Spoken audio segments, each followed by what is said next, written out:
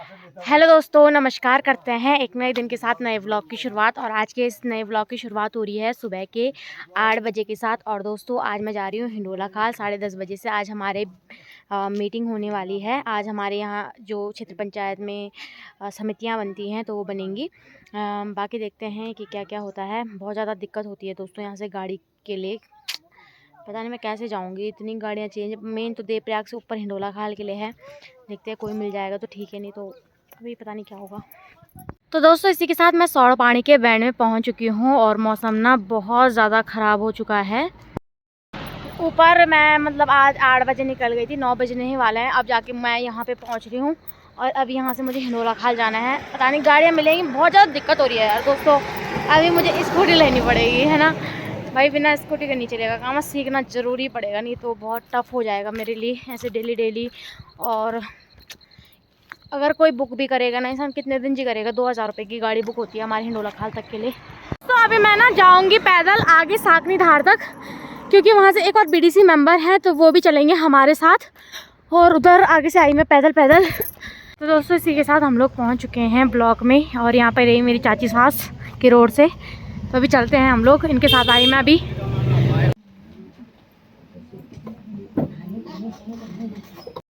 बढ़ गया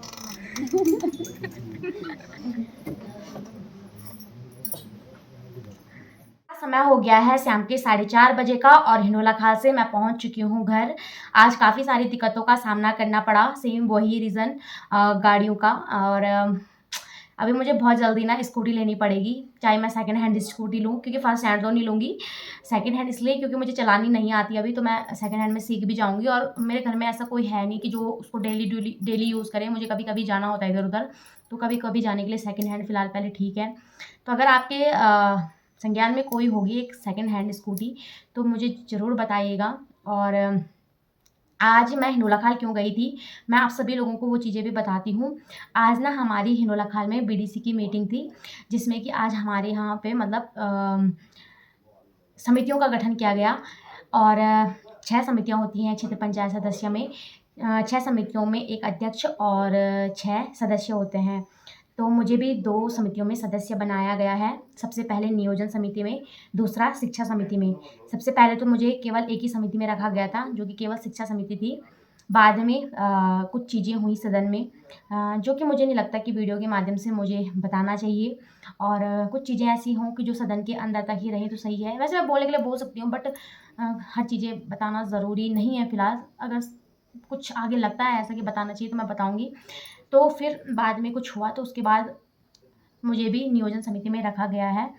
उसके लिए सबसे पहले तो मैं अपने जो ब्लॉक प्रमुख के दावेदार थे अरविंद सजवाण भैया, उनका बहुत बहुत धन्यवाद करना चाहूँगी। और सभी जो हमारे साथ बीडीसी मेंबर थे उनका भी, और साथ में ब्लॉक प्रमुख जी का भी, क्योंकि अंतिम फैसला तो उनका था। तो उनका भी तहे दिल से धन्यवाद। और दूसरा मुझे शिक्षा समिति में रखा गया है। हर समितियों का अलग अलग काम होता है, किस प्रकार से समितियाँ काम करती हैं। अभी इसका ज़्यादा नॉलेज, देखो दोस्तों मैं झूठ भी नहीं बोलूँगी, क्योंकि हमारा भी फर्स्ट टाइम है, इतना नॉलेज हम लोगों को भी नहीं है। पर समय के साथ देखो, पेट से सीख के कोई भी नहीं आता है, धीरे धीरे करके ही हर इंसान सीखता है। तो जैसे जैसे समय बढ़ता रहेगा शायद हम लोगों को भी नॉलेज हो जाएगा। और काफ़ी सारे जो नए जनप्रतिनिधि होंगे, कई लोगों को समझ में नहीं आ रहा होगा कि किस प्रकार से काम करना है, किस प्रकार से क्या चीज़ें होंगी। तो चिंता करने की बिल्कुल आवश्यकता नहीं है। मतलब ये सेम चीज़ें हम लोगों के साथ भी हो रही हैं, जितने भी हम सारे नए जनप्रतिनिधि हैं। और धीरे धीरे जैसे समय बीत रहा है, कोई चीज़ें हो रही हैं तो हम उन चीज़ों को सीख भी रहे हैं। काफ़ी कुछ सीखने के लिए मिल रहा है। और मैं कोशिश करती हूँ लगभग सारी मीटिंगें अटेंड करने का, ताकि मुझे ज़्यादा से ज़्यादा नॉलेज मतलब मिले, है ना। और अभी रही बात जो काम की है कि हमारे क्षेत्र में काम कब आएगा, तो अभी उसके लिए थोड़ा-सा समय लगेगा। अभी हमने प्रस्ताव दे दिए हैं। और अभी गाँव वालों से पूछ के तो मैंने नहीं दिया, क्योंकि इतना समय नहीं था। अचानक से ही हमसे प्रस्ताव माँगे गए कि इतना समय नहीं मिला कि हम पहले मीटिंग बैठाते और पूछते लोगों से, है ना। तो मैंने ना जो चिलपड़, एक तो अपने गाँव के लिए प्रस्ताव रखा है, दूसरा मैंने चिलपड़ के लिए रखा है, और एक मैंने बोरगाँव के लिए रखा है। चिलपड़ और बोरगाँव के लिए जो मैंने प्रस्ताव रखे थे वो मैंने जो वहाँ के जो ग्राम प्रधान हैं उनसे पूछ कर ही रखा है, क्योंकि वहाँ के लिए मुझे इतना ज़्यादा पता नहीं था कि वहाँ के लोगों को क्या ज़्यादा ज़रूरत है किस चीज़ की, है ना। तो वहाँ के मैंने जो प्रधान हैं उनसे पूछा, उन्होंने मुझे बताया, तो मैंने वो प्रस्ताव में लिख दिया था। बाकी अपने गाँव का मैं बता देती हूँ। अपने गाँव के लिए जो हमारा पंचायती चौक मंडाण है, वहाँ के लिए मैंने प्रस्ताव रखा है उसकी मरम्मत एवं सौंदर्यीकरण के लिए।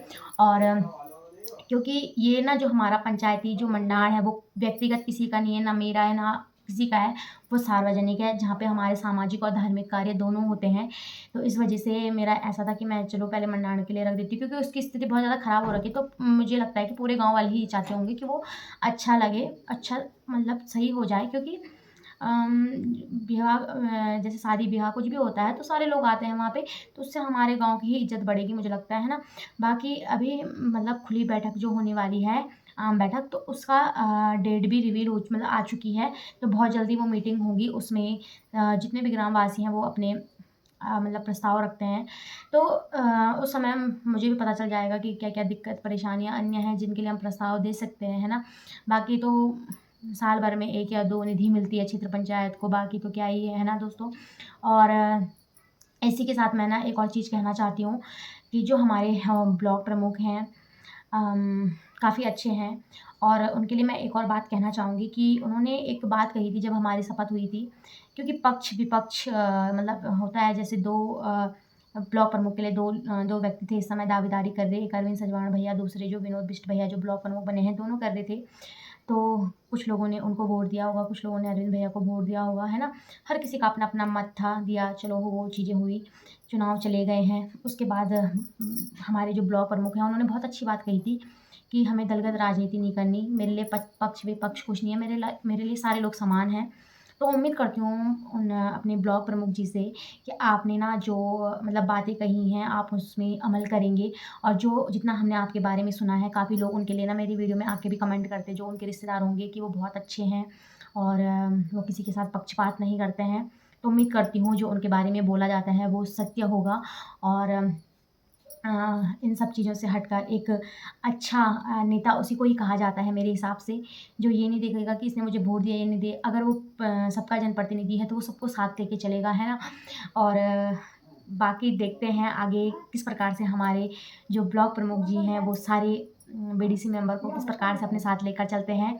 हम टोटल ना ब्लॉक प्रमुख जी को मिलाकर टोटल 38 क्षेत्र पंचायत सदस्य हैं। अगर उनको हटा दिया जाए तो 37। तो उम्मीद करती हूँ अपने ब्लॉक प्रमुख जी से कि वो 37 के 37 क्षेत्र पंचायत सदस्यों को एक साथ लेकर चलेंगे, और सभी के साथ समान व्यवहार, और जितना भी बजट आता है समान रूप से सभी को वितरित करेंगे।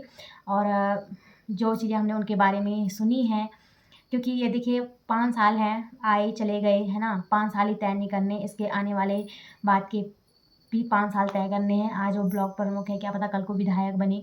तो उस समय मतलब सभी की मतलब ज़रूरत हर किसी को किसी न समय पे पड़ती है ना?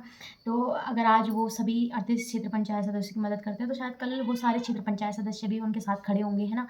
बाकी देखते हैं किस प्रकार से ब्लॉक प्रमुख जी तो खुद इतने बड़े पद पे हैं, तो और उन्होंने पिछले अपने कार्यकाल में जब वो क्षेत्र पंचायत सदस्य थे, इसमें पूर्व में भी, तो उन्होंने बहुत अच्छा काम कराया। मैं उनकी पोस्टें चेक करती रहती हूँ, तो उन्होंने बहुत काम करवाया है अपने क्षेत्र में। तो उम्मीद करती हूँ सारे 38 क्षेत्र पंचायत सदस्यों को अपने साथ लेकर चलेंगे, है ना? बाकी दोस्तों मुझे ना सच में बोलूँ तो मैं किसी भी राजनीतिक दल से नहीं हूँ, ना ही मैं भाजपा से हूँ, ना ही कांग्रेस से हूँ, ना ही मैं यूकेडी से हूँ। बाकी ठीक है, जैसा-जैसा रहेगा मैं आगे ब्लॉग के माध्यम से आप सभी लोगों को बताती रहूँगी। इस ब्लॉग को यहीं पे समाप्त कर देते हैं दोस्तों, क्योंकि अभी काफ़ी ज़्यादा शाम हो गई है, अभी कुछ मैं थक भी गई हूँ। आराम करते हैं, कल मिलेंगे नए दिन के साथ, नई वीडियो के साथ। तब तक के लिए bye bye, good night, take care.